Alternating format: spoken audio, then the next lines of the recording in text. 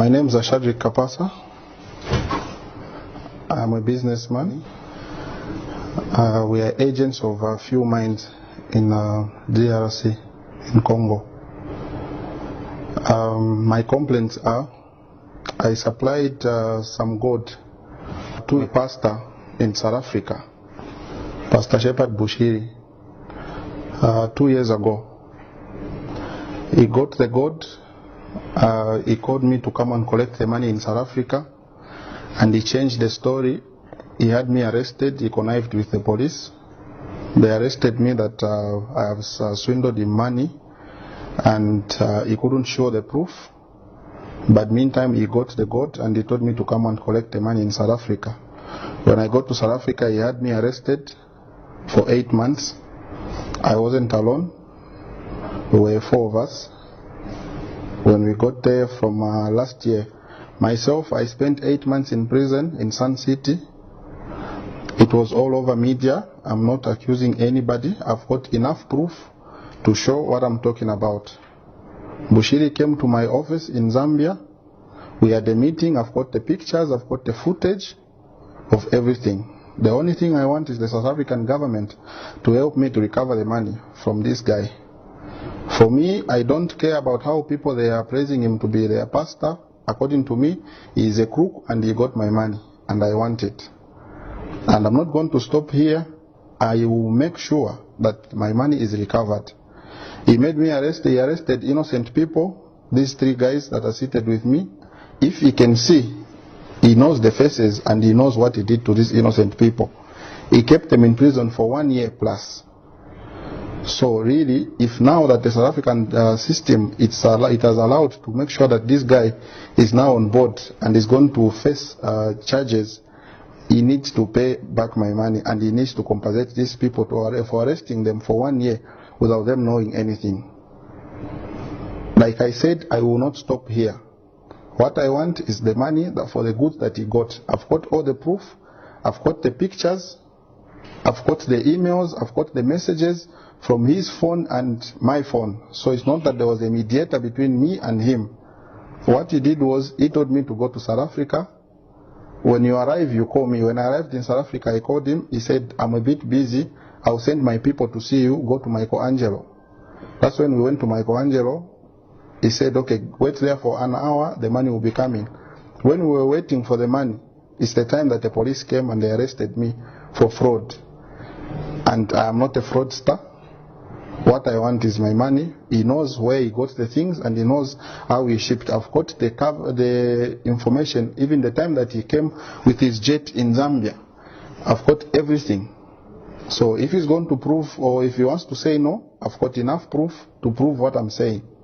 What I want is the money, and that's all. So I'm appealing to the South African government. I need help.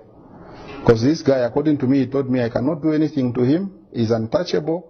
If I step my foot in South Africa, he will kill me. Currently that we are talking, my passport is blocked. I cannot go to South Africa.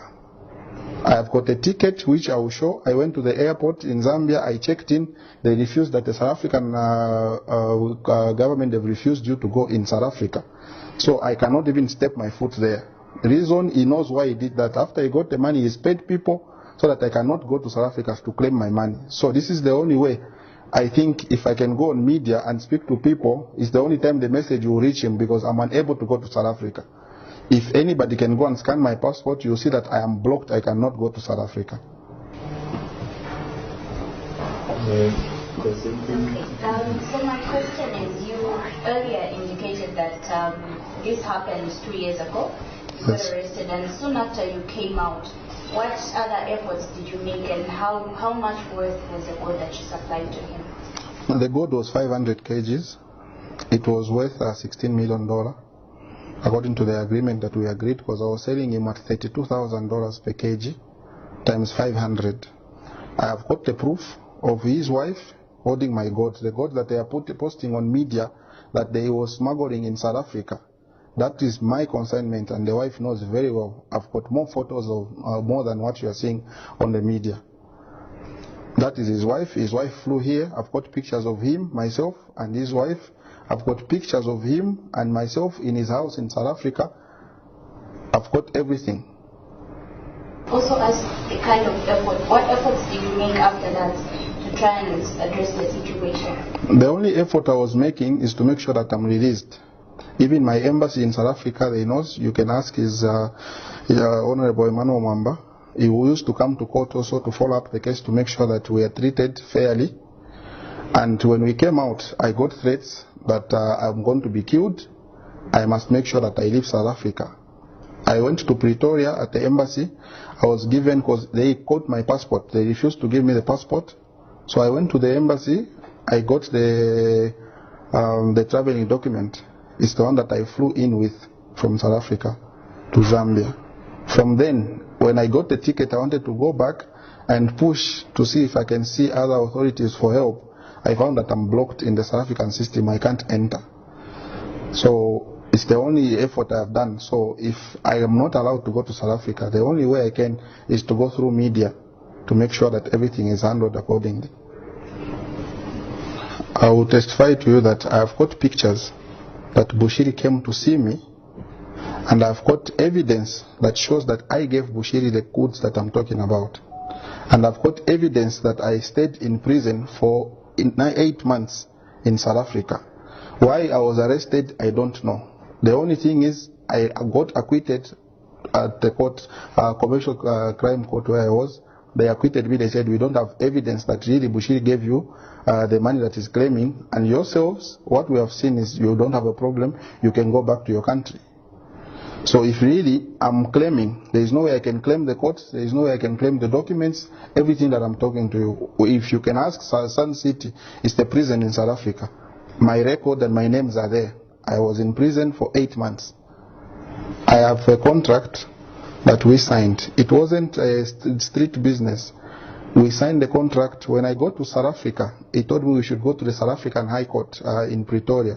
We should go and have the contract notarized, which he sent me with his people. We had the contract notarized and the invoice were raised for him to pay the money. So he said, okay, the only way I'm not going to manage to pay you, will you come here so we can have the contract notarized and everything. That's what made me to go to South Africa. Without knowing that, for me, I thought I'm going to see a businessman who came, and I have supplied. Anywhere when you supply goods, you don't get manifest. You supply the goods and then you get the money after. If it was a cash transaction, I would have told him to come with the money and then we exchange. But it was a contract. I worked according to how everybody works. And any company, we don't do cash business in such transactions.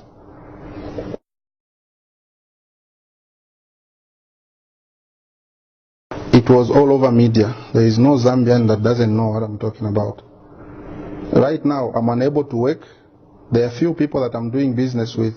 Those people who trust me, because if you go on Google, you Google my names, you'll find he has paid people, he has put that me, I'm a scammer. So anybody who's doing business with my company, if they go online, they check that, no, me, I defrauded Bushiri money, and they cannot work with me. So what I'm telling you, if you can go online, you check everything, you'll see enough proof.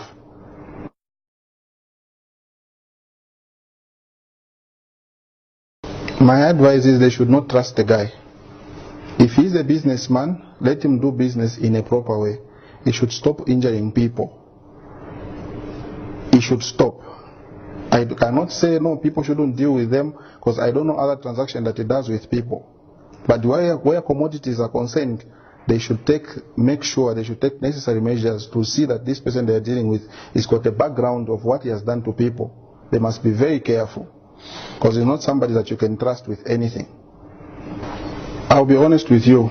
Concerning what I want from Bushiri, I do not expect any Zambian who goes to Bushiri's church to comment. Because the only people I will see, it's them and not Bushiri. Because as it is now, I cannot see Bushiri. So whoever, I am not warning them and it's not a threat. I am advising them to just keep quiet and let the law take its course. Because no matter what they are going to write on media, no matter insults they are going to put, it will not help them. It will only make sure it will put their prophets in problems. Because I'm not going to end here, like I said. I will use all necessary measures. If it means we should go to the International Criminal Court, which we think all of us will be taken there, I am willing to do that. My name is Daniel Pili. I was together with Mr. Pastor in prison. we got arrested like he told you.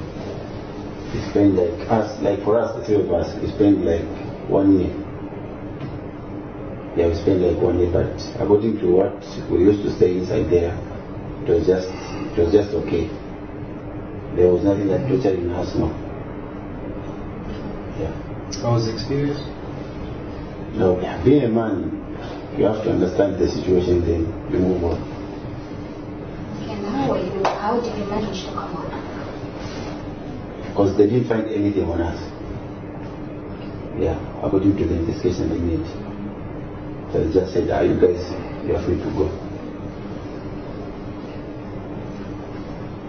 But me, the only thing that I got shocked it was that why the man of God can do that, such a thing. That was my main word. So even the guys who are following Bushiri here, I'm not saying that maybe they should stop or what, but according to what they believe on him, with me, it's different. Because he was a man of God. And I don't think the man of God can do that. I have a lot of hate with him. And even him carrying a Bible while going around getting people's money, it's a shame. It is a big shame. Like I was saying, I am not claiming. I've got something, if you can check.